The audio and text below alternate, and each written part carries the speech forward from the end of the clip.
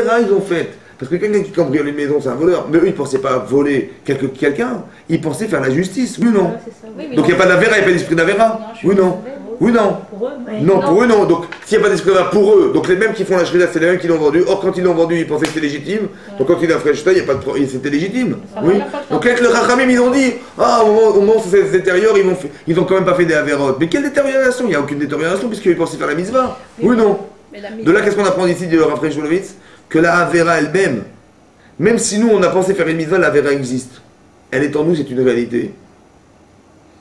Ça veut dire comme si que il y a quelqu'un qui pense et quelqu'un qui vit. La personne qui pense, elle pense qu'elle fait une mitzvah. Mais la personne qui vit, en vérité, elle vit une Avera derrière.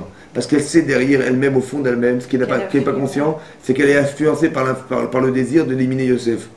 Cet esprit existe. Dit les Chachamim, cette réalité-là, elle doit amener un homme normalement à se confondre. C'est-à-dire à faire n'importe quoi. Et là, on voit la grandeur des Avot, des fils de Yaakov Avinu, des enfants de Yaakov Avinu, qu'ils ont quand même ils ont fait la shrita. Mais ça veut dire comme ça. C'est-à-dire qu'on apprend ici que l'esprit de la Avera, c'est une réalité en soi. Que lorsqu'un homme il est plongé dans la Avera, quelque part, même s'il n'en a pas conscience, il fait une Avera, il est dans une spirale négative. C'est ça que Shlomo Melech a compris. Que si cette femme elle a volé l'enfant, elle est dans une spirale négative, elle va forcément dire un truc débile. Et c'est ce qu'il a dit. Bon, comment j'ai fait? J'ai provoqué la débilité. Donc j'ai dit, qu'on coupe le gosse. Et cet enfant va le couper, et elle va forcément. Parce qu'en vérité, elle ne se sent pas capable d'être humaine par rapport à cet enfant. Donc elle va être inhumaine. Comme quelqu'un qui fait une Avera, il n'est pas cohérent, il n'est pas humain. Donc il a exploité l'incohérence de l'homme pour lui faire dire une bêtise. Comme ça, il a découvert qu'elle était la fausse mère. Vous avez compris ça? Est-ce que c'est clair?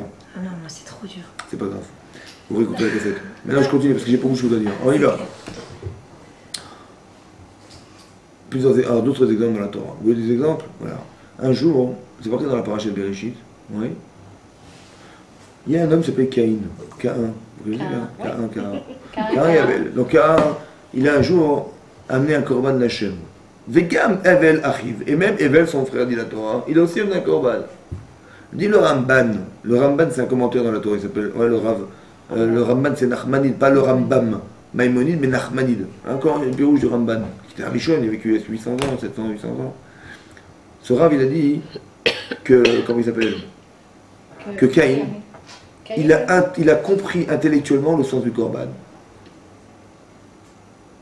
Un sacrifice à Dieu, c'est lui qui l'a inventé. Ça va? Comme ça, le Ramban explique. Il a inventé ça, il était spécial. On a compris. Maintenant, son frère Evel, il a pompé sur son frère Caïn. Il a dit, moi aussi j'aime la korban. Qui est-ce qui est l'innovateur du korban? Caïn. Qui est-ce qui copie sur son frère? Evel. Donc qu'est-ce qui est le plus grand? Caïn. Très bien. Maintenant, nous dit la Torah que Evel, il a amené il a amené les premiers-nés de son menu bétail. Donc les animaux les premiers-nés, donc c'est des animaux auxquels on s'attache, il les a amenés à Hachem. Et Mechel Behem, et parmi ces animaux-là, il avait des animaux gras. Il a pris les plus beaux et les plus gras des animaux qu'il avait. Il a amené les beaux animaux. Et comment il s'appelle les Caïn, dit la Torah, il a amené les priaretz, il a amené les fruits de la terre. Mais est-ce qu'on nous dit qu'ils étaient beaux ou pas? Non. On ne nous dit pas. Nous dit Rashi que puisqu'on a dit qu'ils étaient beaux chez Evel, on ne l'a pas dit chez Caïn, c'est qu'ils étaient pourris. Ah.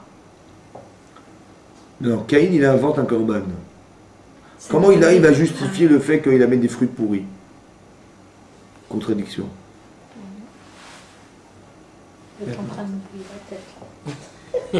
Comme ça, Rachid. Maintenant, moi, je peux vous expliquer pourquoi. Je vais vous expliquer pourquoi il avait des fruits pourris. Vous êtes prêts ou pas? Ben, on vous a pas fait. C'est quoi un korban? Ça veut dire de quelle racine korban? Karev. Karev qui veut dire se rapprocher. Karev, c'est se rapprocher. On se rapproche d'Hachem en amenant un sacrifice. Oui ou non? Quand on fait teshuva, on se rapproche d'Hachem ou pas? Oui. Le sens du korban, c'était quoi le korban? C'est de sacrifier la matière, ce qui est à l'origine de la faute. Vous êtes logique ou pas? Oui. Bon. Mais quand on sacrifie la matière, on détériore la matière ou on embellit la matière? On la détériore. Quand on fait teshuva, on dit pardonne-nous, excuse-nous, je t'en supplie, machin. Qu'est-ce qu'on fait en vérité? Qu'est-ce qu'on fait concrètement? On se détruit. Ouais, mais qu'est-ce qu'on fait concrètement? Dites-moi ce qu'on fait. Je dis, je regrette d'avoir fait ça et ça et ça. Qu'est-ce qu'on fait? On évacue la saleté. Oui ou non? Oui. Et quand vous... Bah oui, on dit... La saleté. Je dis, voilà, j'ai dit, oh, comment j'ai osé faire ça? Oh, quelle bêtise, mais quelle honte, mais comment j'ai pu faire ça? J'ai honte, je suis rouge, j'ai honte. Et je dis, excuse-moi, Hachem, excuse-moi, je ne recommencerai plus. Donc qu'est-ce que je fais de ça? Je détruis. Je jette à la poubelle. Et c'est comme ça que je me rapproche d'Hachem ou pas? Oui.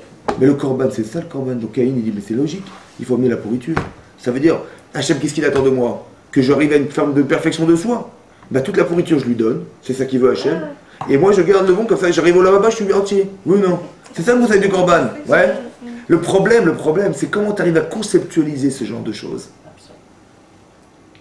Ce que tu dis, le korban se rapprocher, est-ce qu'il vaut mieux se rapprocher par la négative ou par la positive?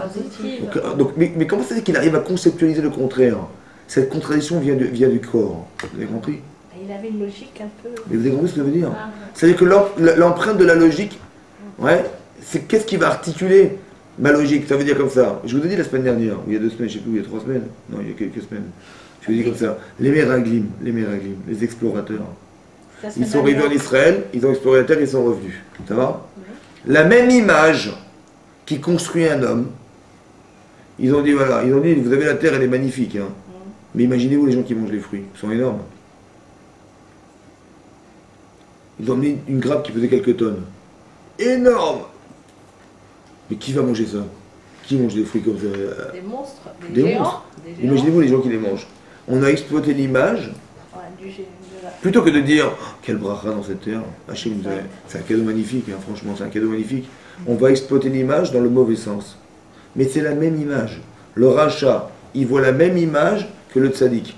Mais le rachat, il va négativer l'image et le tzaddik, il va transformer l'image, il va exploiter l'image. Il dit Eretz Ochelet Yoshvea. La terre d'Israël, c'est une terre qui consomme ses habitants. Pourquoi? Bah oui, parce qu'il a dit qu'il enterrait les morts toute la journée. On a marché pendant 40 jours, en Israël, qu'est-ce qu'on faisait? On voyait les gens, ils enterraient des morts, ils enterraient des morts, ils enterraient des morts. Vous croyez qu'on va vivre dans une terre pareille, nous? Une terre qui est Ochelet Yoshvea, une terre qui consomme ses morts, mais il n'y a pas de mazal. Il n'est pas bon d'y vivre. Ouais. Et vous voulez vraiment y aller? Il y a des gens, des géants. Il y a Anakim, ça va? Des géants là-bas. Vous voulez qu'on y aille? On va se faire massacrer, ils vont nous écraser comme ça. Ouais. Mais pourquoi tu crois hein, que Hachem il a fait qu'il était en train d'enterrer les morts? Justement pour ne pas qu'ils se... Pour que tu arrives à explorer la terre sans être dérangé. C'est ça qu'on a dit, oui. Ouais. Plutôt que de dire Baruch Hachem qu'ils ont enterré les morts. Parce que comment on aurait fait? Ils nous auraient vus, ils auraient fait comme ça. C'était fini. Ouais. Baruch Hachem ou pas? Plutôt que de dire Baruch Hachem, ils ont dit ah là, c'est ça la terre d'Israël. Mais comment la même image elle peut se voir comme ça? Elle peut se voir comment? Comment c'est possible? Comment la même image, le tzaddik, il va dire oh, Hachem, il va être renforcé et il va rétablir sa émouna grâce à ça. Oui. Et l'autre, le rachat, il va exploiter l'image contre Hachem. Comment c'est possible? Contradiction. Pourquoi? Parce qu'au départ, qu'est-ce que je voulais faire? Vous avez compris? En vérité, vous savez quoi? On a un filtre ici. On a des lunettes. Ouais. Qu'est-ce que j'ai mis dans mes lunettes? Des verres. Oui, si je vois comme un tzaddik, ça veut dire, au départ je dis, bon moi dans la vie, je veux devenir un tzaddik. Donc je vais voir ainsi dans la Torah, dans la vie, qu'est-ce qui peut amener à être un tzaddik. Donc je vais chercher, où est-ce qu'il y a de la tzidkout, où est-ce qu'il y a de la imouna. Mais la question d'origine, c'est qu'est-ce que tu veux faire de ta tête et de ta vie. Donc si tu veux arriver à positiver ton existence, bah, tu vas chercher ce qui te fait plaisir, ce qui va rendre positif ton existence. Mais si tu es un angoissé de la vie, ouais, bah, tu vas chercher des choses qui... Il y a des gens, tu vas avoir un magnifique truc, puis on me regarde, il y a une tache noire là. Attends, mais t'as rien vu d'autre? Mais tu regardes comme c'est magnifique. Ouais, mais il y a une tache. Vous avez compris? Le type il a un problème dans sa tête, il broie du noir, il va chercher où ça va pas. Il va chercher où ça va pas. C'est que la même image, elle peut s'aider de deux manières. Tout dépend de quoi. Est-ce que, en vérité, je veux être un homme spirituel ou j'ai pas envie de perdre du matériel? Est-ce que je mets mon corps en avant ou je me mets ma tête en avant? C'est mon corps qui va articuler ma tête. C'est mon corps qui va donner un sens, un relationnel au regard que je vais avoir de l'existence. C'est ça, rachat. C'est pour ça que quoi? Qu'on doit lire là, paracha. Nous, on n'est pas rachat. Vous avez compris? Toutes les semaines, on fait la paracha pour être des tzadikim. Vous avez compris? Ça veut dire que dans l'idée, ça veut dire que la lecture, elle dépend de ça. La contradiction, en vérité, elle est interne. Tout dépend comment on exploite son corps et sa connaissance. Vous avez compris? Mais non. Caïn, en vérité, vous savez ce qui est marqué? Hachem, il a refusé son korban. Ouais. Il l'a refusé. Il a dit, il a accepté celui d'Abel, mais pas celui de Caïn. Et Caïn, il est devenu blême. Ouais. Il a refusé ça. Il est devenu malade. Tu vois? Il voulait pas sa tchouva. Veille pas l'alpanav, il veille plus panav. Il est devenu blême de ce qu'Hachem il a refusé son korban. Il était vexé. Pourquoi il est vexé? Parce que lui c'est l'innovateur. Ouais.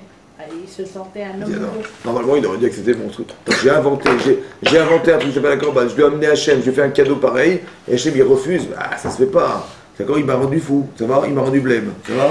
Mais la vexation elle vient de quoi? Du fait qu'Hachem il m'a vexé. Ouais, il m'a vexé Hachem. Vous savez ce qu'il a dit Vayomer Hachem avec Vayomer? Il a dit Caïn à Evel, la Torah ne nous dit pas ce qu'il a dit. Maintenant le Targum Yerushalmi, comme il y a le Targum Onkelos, la traduction araméenne d'Onkelos, il y a aussi le Targum Yerushalmi, il a dit comme ça. Vous savez ce qu'il a dit Caïn à Evel?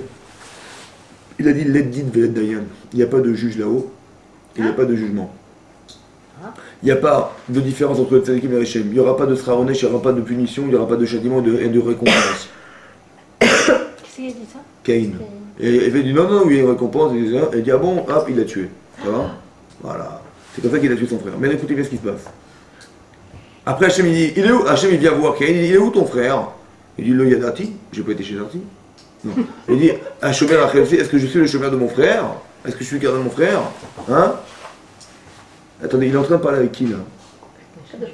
Et il ose dire, il n'y a pas de jugement, il n'y a pas de machin. Oui, il est contradictoire. Mais alors vous savez ce qui se passe? D'où vient la conception de la contradiction? Parce qu'en vérité, contre qui il se rebelle, mon Caïn? Contre Hachem. Ben oui, parce qu'il a refusé son korban. Ah. Mais vous voyez ce qui va se passer. Un homme est capable de refouler Akadosh Baruch Hu par frustration. Mais écoutez ce que je veux dire.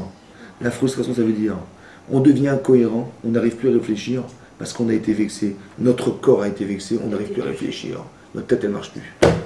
On devient incohérent. Ça veut dire que là, le rocher, l'obscurité qui est en l'homme, ouais, c'est qu'il est victime de sa propre lumière. C'est-à-dire qu'il aurait dû être cet homme, un homme extraordinaire. Seulement, il s'est mal compris, malheureusement. Quelle réaction il aurait dû avoir Caïn? La réaction, il aurait dû être comme ça. Hachem, il refuse son korban. Ouais? Oui ou non? Oui. Si c'est l'homme qui est prioritaire, il veut dire Hachem, il m'a vexé Hachem, mais c'est honteux. Eh ben, je l'envoie balader. Vous avez compris? Ça, c'est l'homme qui pense que tout lui revient. Mais un homme qui veut devenir proche d'Hachem, si Hachem lui refuse son korban, qu'est-ce qu'il va se vexer ou pas? Ben non, Il va dire, mais j'ai vexé Hachem, j'ai dû amener un truc qui ne marchait pas. Oui ou non? Mais qu'est-ce que j'ai pu faire de mal? Ben, je vais aller voir mon frère, parce que mon frère il a réussi, donc je vais aller voir ce qu'il avait. Ah, il a amené des beaux animaux, j'ai pas compris, j'avais des beaux fruits, je me suis gouré, excusez-moi. Vous avez compris? Cette réflexion-là, c'est la réflexion de quelqu'un qui veut avancer avec Hachem, qui attend des reproches pour qu'on lui dise, pour être perfectible. Mais un homme qui est susceptible, c'est qui pense qu'il n'est pas victime de la reproche des autres. Ouais. Il peut jamais être victime parce qu'il est parfait. C'est-à-dire qu'en fait,